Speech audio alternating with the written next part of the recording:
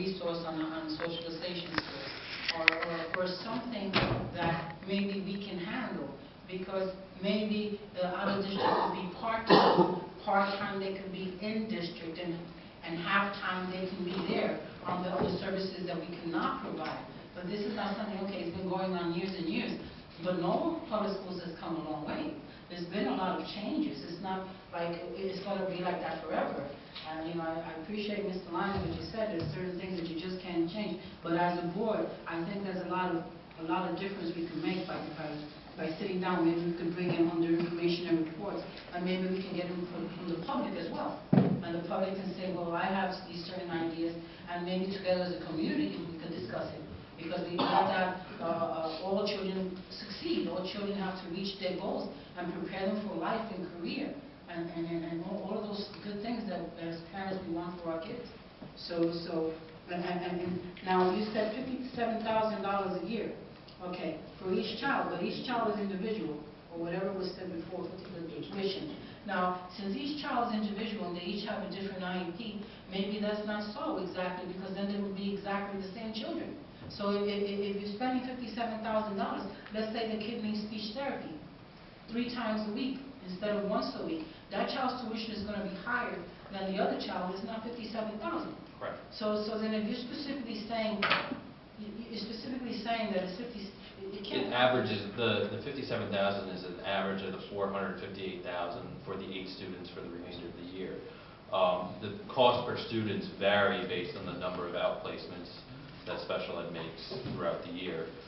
Some range as low as $40,000 for a year, some can go as high as $200,000 a year. It really depends on the individual student. Okay, because we just transferred a couple of months ago for ABA and special ed teachers, speech therapists. I think we had OT or PTs. We had some speech therapists, some social workers, specifically to handle it. Now, we also did out of district. It was also out of district students. I do not recall the number or amount. I don't know if it's these same 8 children, or it was... no, these are an additional 8 children over and above. Additional 8 children. All right, so the money that we transferred was in-house, though. It was for therapists... For consultants that were hired to work within the district. To work within the district. Right. So can these people have been used in district for some of these 8 transfers? That's a question that the special ed department have to answer, whether or not those... Okay, thank you. Thank you. Chairman, Mr. Meek, last question for my information. These, to you, Mr. Chairman, these are federally mandated programs, and these are mandated by legislative action or by executive action. Is this legislation? This is from our congressmen and our senators. Yeah, this is the. Okay, thank you. Yeah, this legislation was passed.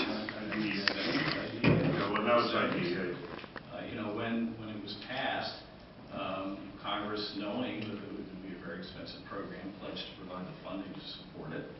And I think now they're probably providing about 15 or 20% of the funding to support it. So, as with many of the other things that we have to do, it's an unfunded mandate.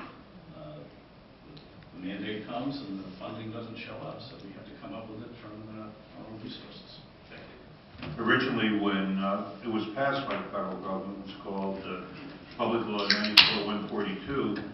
Gerald Ford was president, and when he signed the bill, he indicated that the goal of the federal government was to provide 35% of special ed costs paid for by the federal government throughout the country. And that was how many years ago?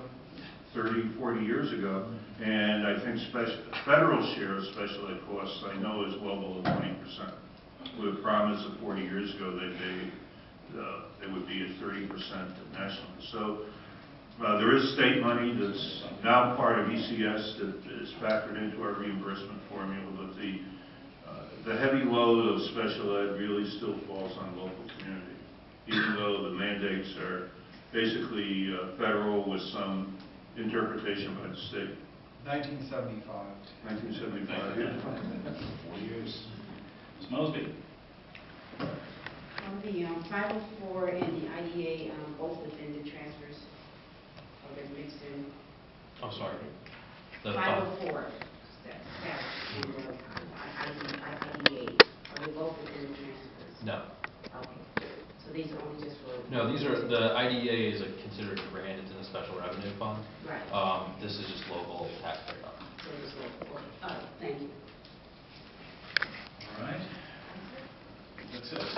All right, motion is to approve the transfer of $458,000 with the individual items in the packet. All in favor of the transfer, please indicate.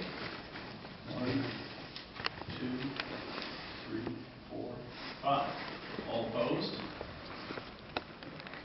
Abstentions? 1, 2, 3, 4. So 5 in favor, 4 abstentions, motion carries, and transfers